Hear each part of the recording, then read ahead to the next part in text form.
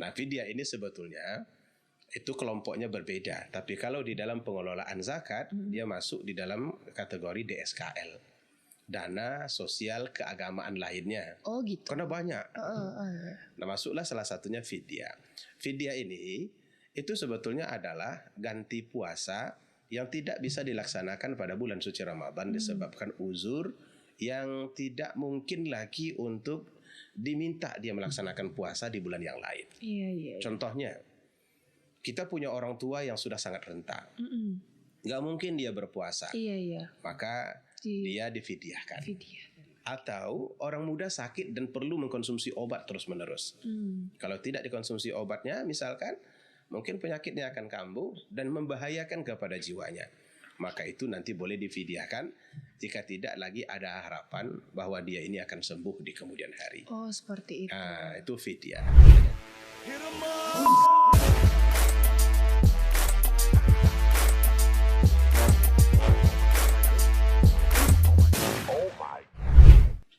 Assalamualaikum warahmatullahi wabarakatuh. Hai Sobat Kominfo, marhaban ya Ramadan. Gimana nih puasanya? Semoga lancar ya. Nah, berbicara di bulan puasa, ini kita sudah 1 minggu. 1 minggu menjalankan ibadah puasa. Tentunya sebentar lagi kita dihadapkan dengan membayar zakat dan fidyah. Nah, podcast kali ini kita akan membahas atau belajar bersama mencari informasi tentang berbicara tentang zakat dan fidyah nih. Tentunya kita sudah datang tamu yang spesial nih dari Basnas, yaitu Ustadz Mas Riyadi Hasan LCMA. Assalamualaikum Ustadz. Waalaikumsalam warahmatullahi wabarakatuh. Gimana nih Ustadz kabarnya? Alhamdulillah sedang berpuasa. Sedang berpuasa. Semoga puasa kita lancar-lancar semua ya Ustadz ya. Amin ya rabbal alamin. Nah, spesialnya bulan Ramadan kali ini untuk Ustadz sendiri apa nih? Pertama, ini adalah bulan kedua, tahun kedua saya berada di Basnas Provinsi. Wow, dan ternyata ketika kita berada di lembaga zakat, memasuki bulan suci Ramadan itu spesial banget. Spesial ya. Sangat spesial. Karena begitu banyak orang yang membutuhkan dan banyak juga orang yang meminta-minta. Jadi kehadiran kita itu betul-betul terasa bahwa kita itu adalah orang yang sangat penting dalam hidup ini. Oke, sangat penting ya Ustaz ya. Penting. 2 tahun ini di bulan Ramadan ini. Nah, berbicara Basnas, kita tentunya tidak jauh-jauh dari zakat. Ya. Nah, kita tema kali ini tuh membahas tentang zakat dan fidyah nih Ustadz. Nah, mungkin Ustadz bisa berbicara zakat-zakat. Mungkin ada Sobat Kominfo yang belum mengerti nih tentang zakat dan fidyah ini. Apa sih bedanya gitu? Nah, zakat ini sebetulnya ini kan bahagian dari agama. Ya, seperti kata Nabi, Buniyal Islam ala khamsin. Agama itu didirikan di atas 5 dasar. Ada syahadah atau 2 kalimat syahadat, ada salat, kemudian puasa, haji, dan terakhir zakat. Artinya memang zakat ini merupakan bagian agama yang tak mungkin dipisahkan dari yang lain. Tidak mungkin dipisahkan. Iya. Jadi sempurnanya iman itu apabila seorang muslim melakukan kelima-limanya. Dia sholat, dia bayar zakat. Dia haji, dia juga bayar zakat. Dia puasa, dia juga bayar zakat. Jangan sampai nanti sholatnya rajin, zakat tidak. Itu berarti kan tidak berdiri agama padanya. Nah, zakat ini kalau kita lihat memang memiliki motif ya, dan kemudian tujuan yang sangat besar di dalam kehidupan beragama kita. Kita tahu bahwa Islam ini dulu tidak diisi oleh orang kaya-kaya. Justru kebanyakannya orang fakir, orang miskin. Nah, oleh Allah Subhanahu wa taala, keberadaan orang miskin di dalam agama itu tidak boleh dibiarkan begitu saja, tanpa ada perhatian khusus daripada orang kaya. Maka disambunglah kehubungan di antara mereka dengan syariat zakat itu. Jadi zakat ini merupakan kunci perekonomian umat, kunci dari dakwah umat, dan banyak lagi manfaat-manfaat zakat itu yang bisa kita dapatkan di dalam kehidupan kita. Oke. Ada zakat mal dan ada zakat fitrah nih Ustaz. Iya. Jadi dalam zakat itu memang ada 2. Ada zakat mal. Zakat mal ini artinya zakat yang diwajibkan oleh Allah kepada orang-orang yang sudah memiliki nisab zakat. Mbak misalkan memiliki emas 85 gram. Waduh. Banyak. Aduh, banyak nih. Lalu tidak terpakai setahun. Karena di rekening juga ada uang misalkan. Maka kita dikategorikan orang yang sudah kaya. Hingga 85 gram nggak terpakai apa-apa, mengendap begitu saja. Maka oleh agama kita diperintahkan supaya mengeluarkan 2,5% dari nilai emas yang ada. Bukan emasnya, tapi nilainya. Okay. Jadi boleh dirupiahkan. Kalau mau emasnya juga ya tidak apa-apa sebetulnya. Atau kita memiliki uang setara dengan 85 gram emas. Juga tidak terpakai. Aduh. Kan banyak orang punya duit sampai miliaran. Ya. Kita yang tidak ada uang. Ya. Tapi orang lain punya. Kadang-kadang sampai miliaran di rekening. Juga tidak terpakai selama setahun. Bisa kirim ke saya. Boleh dikirim nanti. Nah itu artinya kita juga masuk kategori orang yang sudah mampu untuk menunaikan zakat. Islam memerintahkan agar juga mengeluarkan 2,5% daripadanya. Atau yang lain misalkan seorang petani. Nah petani juga wajib berzakat. Seperti yang terdapat dalam Al-Quran. Wa'atu haqqahu yawma hasadi. Hendaklah seorang petani itu menunaikan tanggung jawabnya pada hari panen. Oh, di hari panen. Di hari panen. Jadi kalau dia sudah panen dan dapat lebih kurang 652 kilogram gabah, maka dia wajib menunaikan zakatnya. Karena Allah sebut itu sudah kategori orang kaya. Iya. Padahal kalau kita lihat sebetulnya sederhana. Iya, sederhana. Tapi sudah masuk kategori orang kaya di dalam agama. Maka dia wajib mengeluarkan ini lebih banyak sebetulnya kepada petani ini berbanding yang lain. Kenapa? Kalau pertaniannya itu misalkan tak ada hujan, tidak dibantu dengan pengairan, dengan tenaga manusia, maka dia wajib mengeluarkannya 10%. 10%? Iya. Aduh, ini tidak ada hujan? Tidak ada hujan, tak ada hujan. Tak ada hujan itu artinya pengairannya memang hanya dari hujan. Tapi kalau dia ikut mengairi, ikut membajak dan lain sebagainya, maka Allah mewajibkan kepada mereka 5%. Kenapa seperti itu? Karena ini kan tumbuh sendiri sebetulnya. Oh gitu. Iya. Jadi begitu ketentuannya di dalam agama. Nah ini disebut dengan zakat mal. Zakat mal. Iya. Adapun zakat fitrah itu adalah kewajiban yang diperintahkan oleh agama disebabkan kita memasuki atau meninggalkan bulan suci Ramadan. Iya. Nah, jadi ini kan sekarang kita berada dalam bulan Ramadan ini. Kalau umur kita panjang, nanti begitu takbir terdengar, berarti kita sudah dikenakan zakat fitrah. Oke. Zakat fitrah ini artinya zakat fitr. Fitr itu boleh dikatakan bermakna makan. Oh, zakat oke. Iya, jadi aftar itu atau fitrun itu artinya makan. Bagaimana supaya orang yang miskin itu bisa makan di hari Idul Fitri seperti orang kaya? Oke. Nah, karena itu tidak boleh dilambatkan. Dia harus ditunaikan cepat supaya bisa dimanfaatkan pada hari raya Idul Fitri. Oh iya. Nah, itu jenisnya. Zakat fitrah itu di bulan suci setelah bulan suci Ramadan ya? Di ujung bulan suci Ramadan. Iya, di ujung bulan suci Ramadan. Nah, kalau untuk fidyah nih Ustaz. Nah, fidyah ini sebetulnya itu kelompoknya berbeda. Tapi kalau di dalam pengelolaan zakat, dia masuk di dalam kategori DSKL. Dana sosial keagamaan lainnya. Oh gitu. Karena banyak. Nah, masuklah salah satunya fidyah. Fidyah ini itu sebetulnya adalah ganti puasa yang tidak bisa dilaksanakan pada bulan suci Ramadan disebabkan uzur yang tidak mungkin lagi untuk diminta dia melaksanakan puasa di bulan yang lain. Iya. Contohnya, kita punya orang tua yang sudah sangat renta. Gak mungkin dia berpuasa. Iya. Maka dia difidyahkan.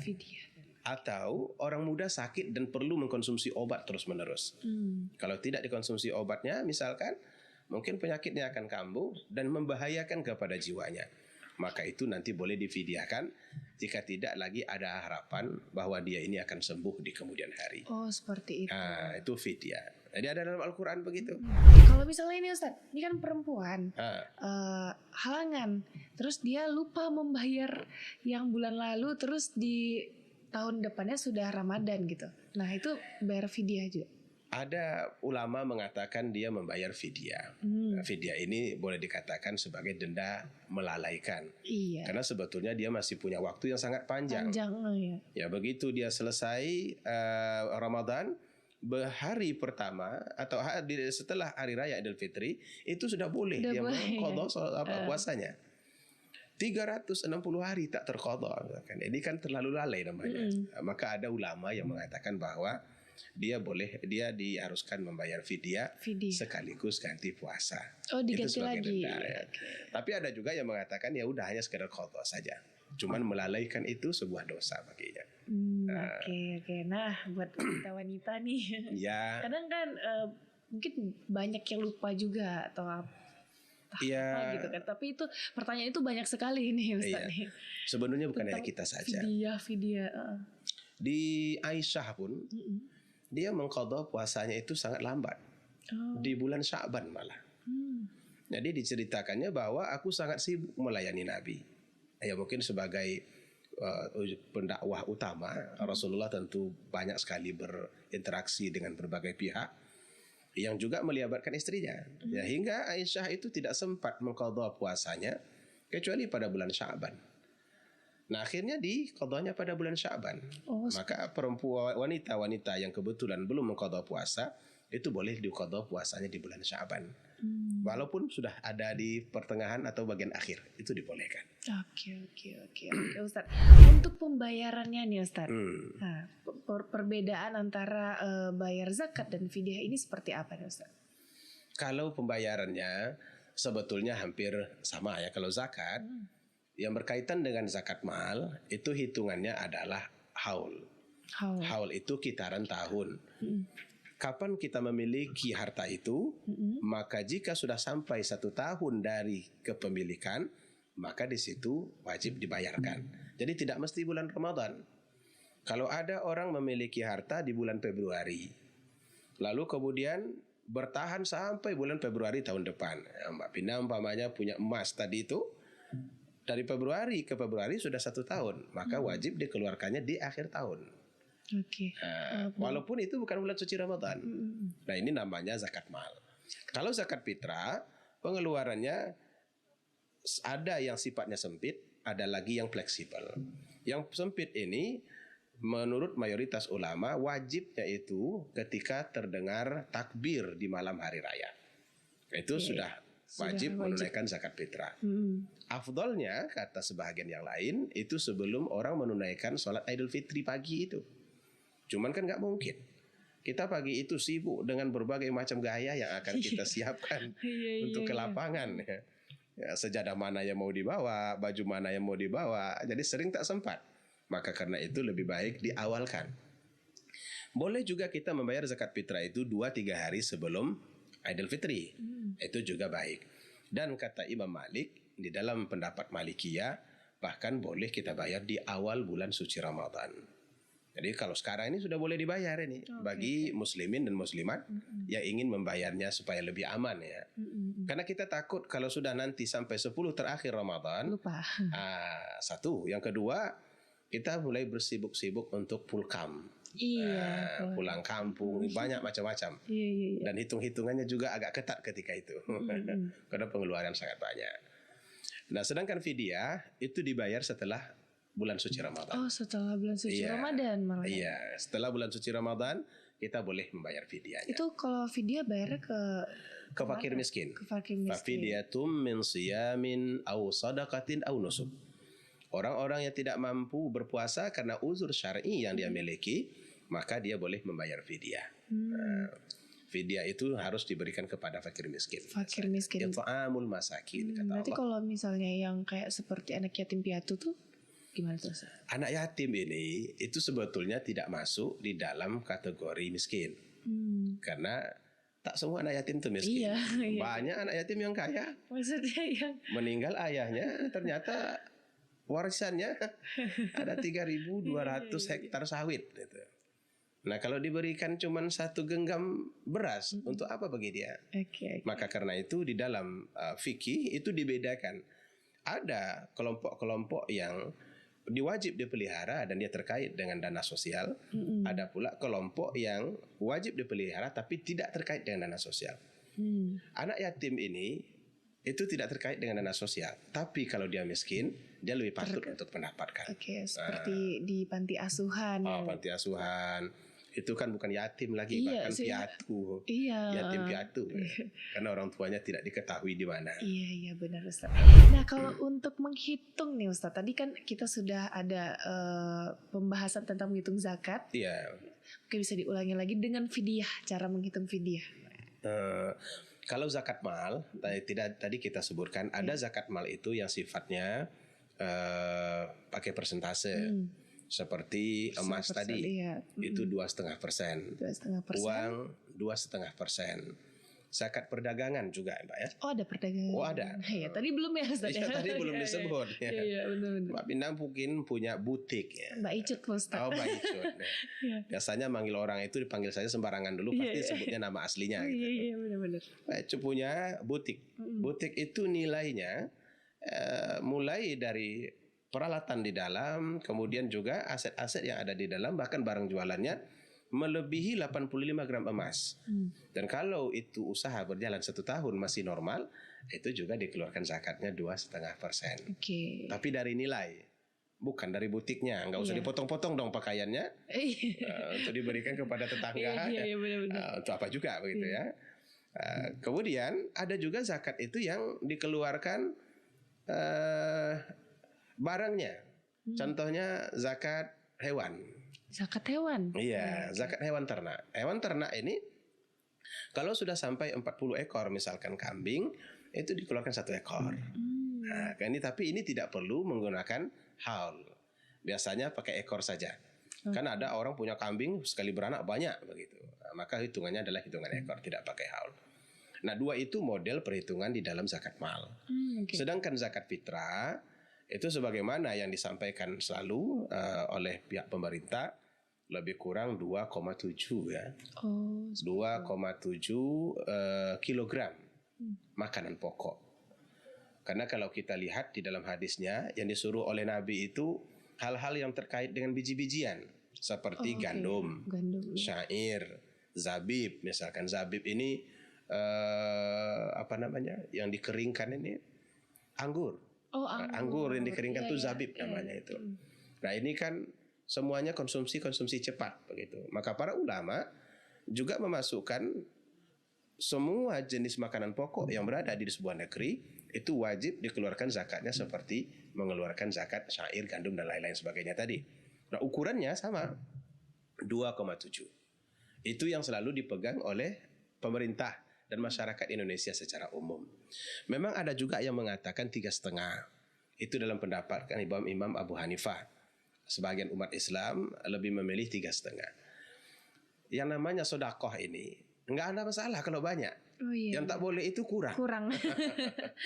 Kalau kurang itu problem. Tapi kalau banyak nggak apa-apa. Saya nggak mau 2,7, maunya 6 kilo aja. Monggo. Itu malah bagus itu. Itu akan menjadikan amal bagi kita insya Allah. Nah itu di zakat fitrah. Sedangkan fidyah itu terserah saja ya, ketika kita sudah berada di luar bulan Ramadan, berikanlah makan kepada orang miskin lebih kurang 675 gram. Apa tuh? Nggak sampai sekilo. 675 gram makanan pokok. Jadi kalau dalam bahasa fikihnya mud itu segenggam. Segenggam berapalah? Kan nggak berat itu. Nah, segenggam inilah yang diberikan kepada orang miskin itu. Baik itu langsung dikonsumsi atau bagaimana, itu tidak ditentukan. Yang jelas makanan pokok dengan jumlah 675 gram. Berkali-kali? Sesuai dengan jumlah hari puasa yang tinggal. Berarti kalau misal tinggal sebulan? 30 kali. 30 kali 675 gram. Kan nggak banyak tuh. Tapi tetap boleh, mudah-mudahan bisa puasa. Itu lebih baik. Benar sekali Ustaz. Nah Ustaz, apakah ada alternatif bagi orang yang tidak mampu membayar zakat atau fidyah? Bagi orang yang tidak mampu membayar, yang menerima, itu alternatifnya. Tapi sebetulnya kalau zakat mal, jika mereka tidak mampu, maka mereka tidak diwajibkan. Karena ada batas khusus yang ditentukan oleh Allah Ta'ala dan juga agama, yaitu nisaban. Nisab itu artinya batas di mana seseorang itu dikatakan kaya. Tadi sudah saya sampaikan, orang punya emas dikatakan kaya kalau dia memiliki emas 85 gram. Tak terpakai. Tak terpakai ya. Tak terpakai. Ya terbiar begitu saja. Atau kalau dipakainya umpamanya 85 di sini, itu kan melebihi yang sewajarnya. Ya, dia juga tetap diwajibkan zakat nanti. Kalau untuk fidyahnya Ustaz? Nah, kalau untuk fidyah, kalau sekiranya tak mampu ia membayar, maka dia boleh dibayarkan oleh ahli keluarganya. Anak boleh membayar. Gitu. Iya. Umpamanya siapa tadi? Mbak Icut. Ada orang tua yang sudah sangat tua. Kemudian dia tidak bisa berpuasa, maka beban fidyahnya boleh kita yang membayarkannya. Oke, seperti itu Ustaz. Untuk pembayaran itu di negara-negara lain sama nggak Ustaz sama kita? Boleh dikatakan hampir serupa ya. Hampir sama. Iya. Cuman kalau kita kan memang banyak budaya masuk. Ya. Iya benar. Budaya-budaya ini memang tidak bisa dihilangkan. Ini kekayaan negeri kita. Ada hal-hal tertentu yang tidak ada di Malaysia, itu ada tempat kita. Iya. Ada yang juga tak ada di umpamanya di Arab Saudi, di Mesir. Tapi ada di tempat kita. Karena orang kita itu memiliki agama dan budaya sendiri. Seimbang, ya. Iya. Dan itu sangat mereka pelihara gitu. Kalau kita tidak memelihara itu, maka terasa bahwa kita itu kok berbeda gitu. Iya, beda. Sebagai contoh, membayar zakat itu kalau di tempat kita ada akadnya. Iya. Diulurkan tangan, aku terima zakatnya, seperti transaksi. Nah, mungkin di tempat lain tidak akan seperti itu. Iya benar. Dia simpel-simpel saja dizakatkan, oke tidak gitu. Iya. Tapi di tempat kita itu menjadi penting karena rasa-rasanya setelah didoakan, apalagi oleh ustadz ya, yang mendoakannya kayaknya sampai benar gitu. Walaupun doanya masih gantung sebetulnya. Aduh, Ustadz, oke. Berarti di negara-negara lain mungkin hampir-hampir sama. Tapi kita selalu berdampingan dengan budaya ya Ustadz ya. Budaya lokal kita itu luar biasa. Terkadang kita juga dengan tetangga provinsi sebelah ada berbeda-bedanya juga. Kalau di Indonesia, karena sudah sejak diundangkan zakat ini di dalam Undang-Undang Nomor 22 Tahun 2011, itu boleh dikatakan pengelolaannya itu sama. Iya. Sama mulai dari pusat sampai ke tingkat kabupaten di daerah. Itu semuanya sama karena sudah ada juklak atau juknisnya yang wajib kita ikuti dan tidak boleh menyalahi aturan itu. Yang berbeda itu adalah model programnya. Program ini boleh kita berkarya sesuai dengan kebutuhan daerah tempatan dan sesuai dengan juga kondisi yang ada di situ. Nah, ada 5 Mbak Icut kalau boleh saya sampaikan. Pertama, untuk zakat itu ada namanya kalau kita ya Riau Cerdas. Nah, ini Riau Cerdas ini nasional ini. Riau Cerdas itu adalah zakat yang kita gunakan untuk membantu anak-anak sekolah. Nah, hanya teknisnya itu terserah kita. Mau dibantu langsung boleh, mau dibayarkan SPP-nya boleh, atau ada yang lain caranya itu tidak dicampuri oleh pemerintah pusat. Ada lagi namanya Riau Makmur. Riau Makmur ini membantu masyarakat kita untuk bisa bangkit lah. Kita kan ingin masyarakat kita itu ya jangan miskin. Kalaupun miskin itu memang tidak mungkin dihapuskan, tapi jangan terlalu banyak begitu. Iya. Hingga orang kadang-kadang menyebut Indonesia itu negara miskin, itu kan memalukan juga. Sementara kita ramai. Maka kita buat ada program namanya program Riau Makmur. Kita ingin memakmurkan baik dengan cara memberdayakannya ataupun dengan cara mensubsidinya dengan kebutuhan pokok setiap bulan. Nah, itu jumlahnya sangat banyak. Dan ada lagi namanya Riau Sehat. Riau Sehat ini membantu orang-orang sakit yang tidak bisa mendapatkan perawatan sewajarnya. Kadang kan kalau kita orang kaya ya kemana-mana bisa begitu. Tapi kalau sudah orang miskin, susah mereka. Mau datang ke rumah sakit itu saja takut mereka ragu. Takut nanti ditanya bayarnya pakai apa gitu ya. Nah, alhamdulillah sekarang ini sudah ada BPJS, ada lagi UHC kabarnya. Nah, cuman problemnya adalah tidak semua orang mampu membayar BPJS. Iya benar. Nunggak kadang-kadang. Nah, rumah sakit kan tak mungkin memprosesnya kalau sekiranya BPJS-nya nunggak. Nah, ini kemana mereka akan diadukan? Boleh mereka mengadukan ke lembaga zakat. Dalam hal ini Basnas Provinsi Riau itu sudah bekerja sama dengan RSUD Arifin Ahmad. RSUD Arifin Ahmad. Iya. Jadi kalau orang sakit sekarang masuk situ, masuk sajalah. Insya Allah akan ditangani. Begitu komitmen kita bersama. Dan ada lagi Riau Peduli namanya. Riau Peduli. Riau Peduli ini itu lebih identik kepada kebencanaan. Oke. Ada terbakar. Tempat kita ini kan cuma ada dua. Kalau tidak kedinginan, kepanasan. Iya. Namanya Riau itu. Iya benar. Kalau sudah kedinginan, banjir di mana-mana. Iya benar. Kalau kepanasan, terbakar di mana-mana. Okay. Nah, seperti beberapa waktu yang lalu terbakar di daerah Pujut, itu sampai 37 premis perdagangan. Okay. Ada yang dimiliki sendiri, ada yang didiami, ada pula yang memang kosong. Nah, ini kan membangkitkan mereka tidak bisa kalau hanya sekedar bersuara tanpa ada action gitu. Iya benar. Maka lembaga zakat hari ini itu sudah ikut andil di dalam membangkitkan mereka kembali. Masya Allah. Kita subsidi, kita bangun tempatnya, ya tentu sesuai dengan hasil survei kita di sana. Dan yang terakhir, yang kelima, dari program zakat itu ada namanya Riau Dakwah. Riau Dakwah. Iya, Islam ini kan harus disampaikan kemana-mana. Iya, benar sekali. Walaupun Islam itu sudah masuk sejak abad ke-7 katanya di Indonesia, tapi masih banyak masyarakat Riau itu yang tak mengenal agama, Islam terutama di daerah-daerah pesisir. KTP aja. Kalau Islam KTP di kota tuh, di daerah pesisir ada, di kota ada juga. Nah, tapi kalau di daerah pesisir ada yang animisme. Mereka tidak percaya dengan Tuhan. Percaya sama Tuhan. Ya. Nah, ini kan dakwah kita mesti sampai ke sana. Tapi orang-orang dikirim ke sana itu kan nggak mungkin hanya ngirim badan aja. Ya. Kalau dikirim badannya saja dia mau makan. Ya. Ada ustadz itu kadang pendakwanya ada istri dia, ada anak. Ada anak ya. Nah, ini bagaimana?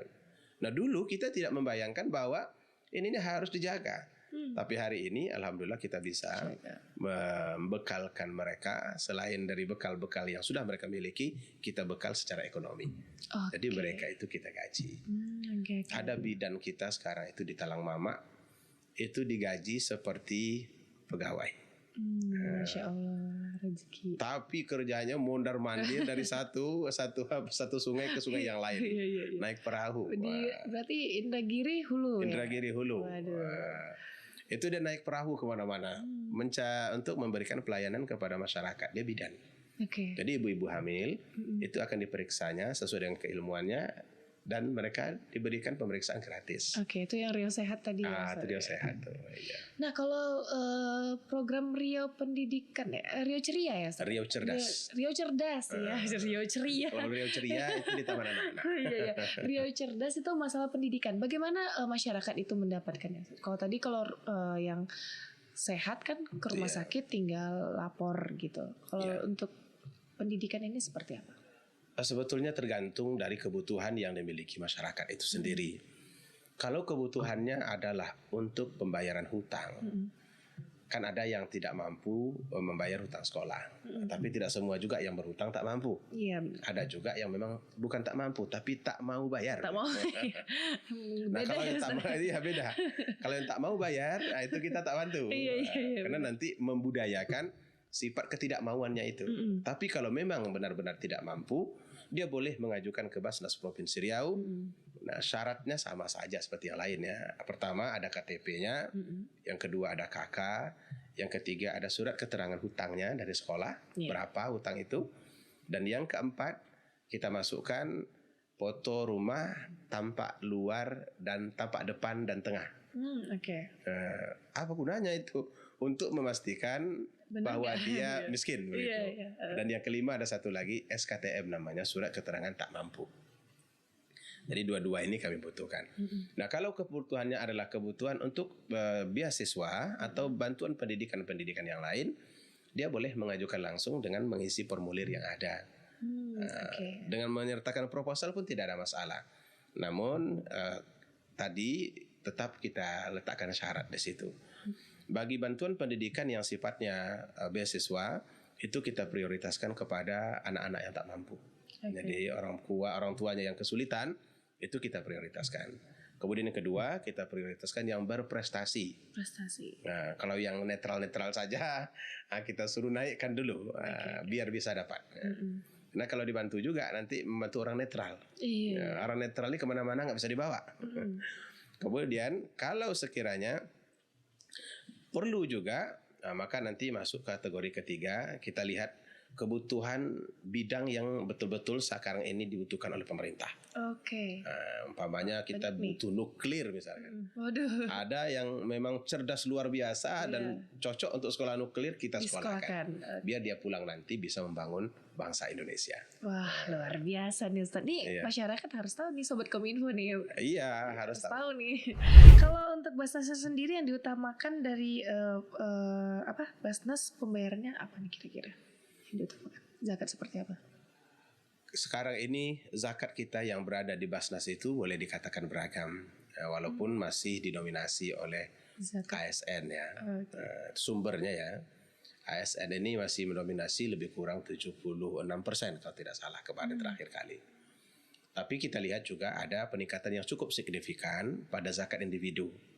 Jadi masyarakat sudah mulai menyadari keberadaan lembaga itu ternyata lebih baik daripada mereka menyalurkan sendiri. Karena kalau menyalurkan sendiri, kekurangannya tidak bisa diorganisasikan secara baik. Kemudian penerimanya orang yang sama. Tahun dulu dia, tahun ini dia, 6 tahun kemudian masih dia juga. Ternyata dia miskin bertahun-tahun. Nggak kaya-kaya.